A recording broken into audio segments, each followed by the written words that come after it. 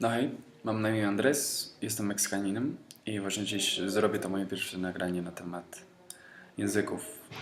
Zrobię to po polsku, ponieważ jest to jeden z moich ulubionych języków. Jest to też ostatni język, którego się uczyłem. Ostatnio oglądałem dużo takich filmików na temat języków, na temat poliglotów. I właśnie zauważyłem, że dużo mówi się o tym, jak muzyka jest bardzo, bardzo związana z językami.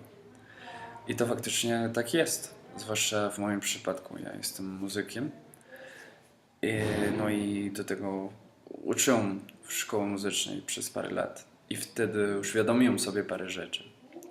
I właśnie o tym chciałem Wam dzisiaj opowiadać. No dobra, na czym polega dobra i naturalna nauka języków obcych?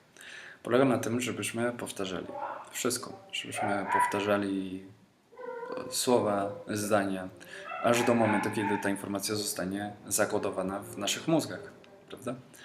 No ale jednak nie mówi się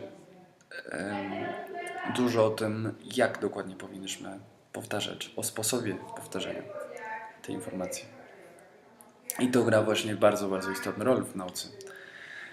Załóżmy, że ja jestem w trakcie uczyć kogoś grać na pianinie, kogoś początkującego. A ja proszę go, żeby on od samego początku grał pewną skalę bezbłędnie, czyli do, re, mi, fa, sol, la, si.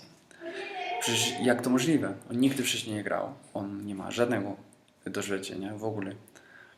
No, a ja do tego mówię, że na pewno jeśli on stara się bardzo powoli grać, jeśli on zwraca uwagę na wszystko, na tym jak powinien ustawić palce na pianinie, na tym jakie nuty mają być zagrane, to na pewno mu się uda dobrze grać, bezbłędnie.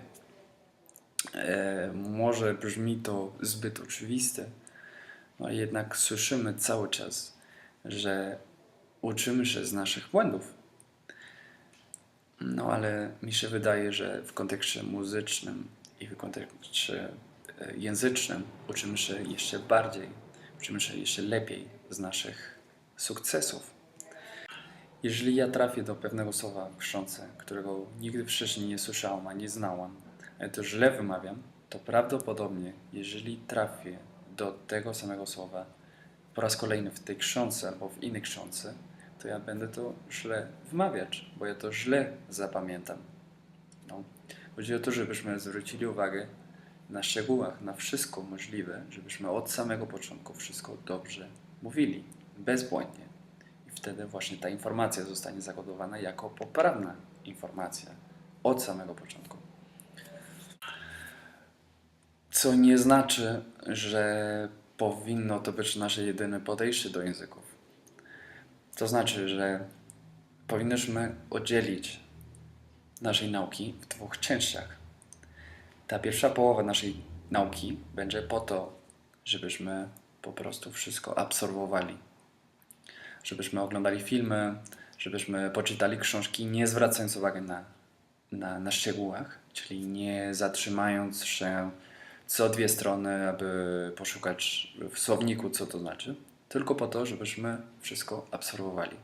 I druga połowa naszej nauki powinna być po to, żebyśmy się skupili na szczegółach, na gramatyce, na tym, jak dokładnie mamy wymawiać pewne rzeczy. I właśnie najważniejsze jest to, żeby istniała równowaga między tymi dwoma rzeczami. I